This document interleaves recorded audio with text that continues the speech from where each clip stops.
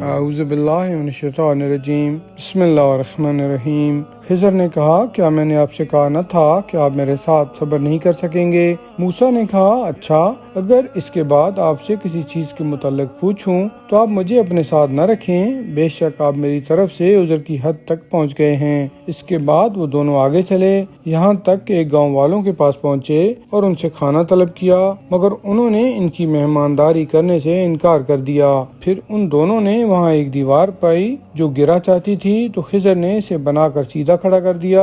اس پر موسیٰ نے کہا، اگر آپ چاہتے تو اس کام کی ان لوگوں سے کچھ اجرت ہی لے لیتے۔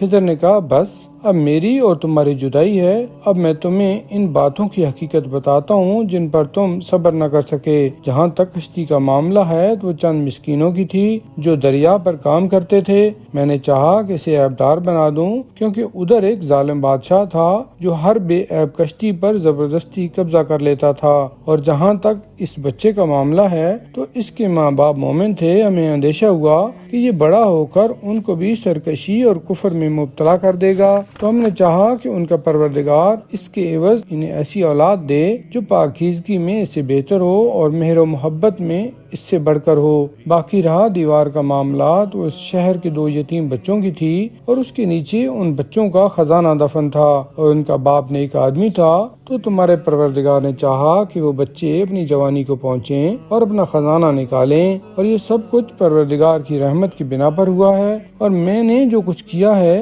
اپنی مرضی سے نہیں کیا بلکہ خدا کے حکم سے کیا۔ یہ حقیقت ان باتوں کی جن پر تم صبر نہ کر سکے۔ اے رسول، لوگ آپ سے ذوالقرنین کے بارے میں سوال کرتے ہیں، آپ کہہ دیجئے کہ میں عنقریب ان کا کچھ حال تمہیں سناتا ہوں۔ ہم نے اسے زمین میں اقتدار عطا کیا تھا اور اسے ہر طرح کا ساز و سامان مہیا کر دیا تھا۔ پھر اس نے ایک مہم کے لیے ساز و سامان کیا، یہاں تک کہ وہ چلتے چلتے غروب آفتاب کے مقام پر پہنچ گیا تو اسے ایک سیاہ چشمے میں غروب ہوتا ہوا پایا، اور اس کے پاس ایک قوم کو آباد پایا۔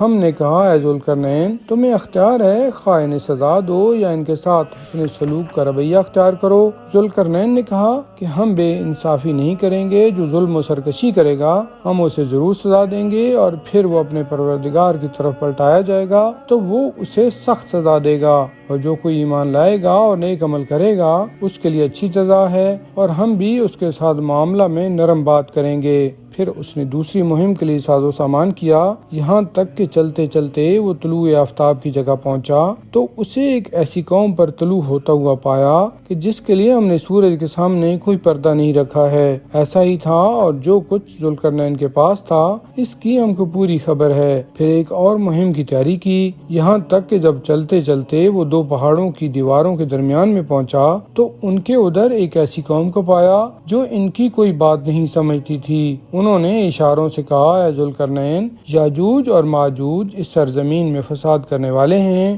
تو کیا یہ ممکن ہے کہ ہم آپ کے لیے خرچ کا کچھ انتظام کر دیں کہ آپ ہمارے اور ان کے درمیان کوئی دیوار تعمیر کر دیں؟ ذوالقرنین نے کہا، جو طاقت میرے پروردگار نے مجھے دے رکھی ہے وہ تمہارے سامان سے بہتر ہے، تم بس اپنی بدنی قوت سے میری مدد کرو تو میں تمہارے اور ان کے درمیان بند باندھ دوں گا۔ میرے پاس لوہے کے بڑے بڑے ٹکڑے لاؤ۔ چنانچہ وہ لائے، یہاں تک کہ جب 2 پہاڑوں کے درمیانی خلا کو پر کر کے دونوں کے سروں کے درمیان کو برابر کر دیا تو کہا، آگ پھونکو۔ یہاں تک کہ جب اس آہنی دیوار کو بالکل آگ بنا دیا تو کہا، اب پگھلا ہوا تانبا لاؤ تاکہ اس پر انڈیل دوں۔ چنانچہ یہ دیوار اتنی مضبوط بن گئی کہ یاجوج اور ماجوج نہ اس پر چڑھ سکتے تھے اور نہ ہی اس میں سرنگ لگا سکتے تھے۔ ذوالقرنین نے کہا، یہ میرے پروردگار کی رحمت ہے، تو جب میرے پروردگار کے وعدے کا وقت آ جائے گا تو وہ اسے گرا کر زمین کے برابر کر دے گا، اور میرے پروردگار کا وعدہ برحق ہے۔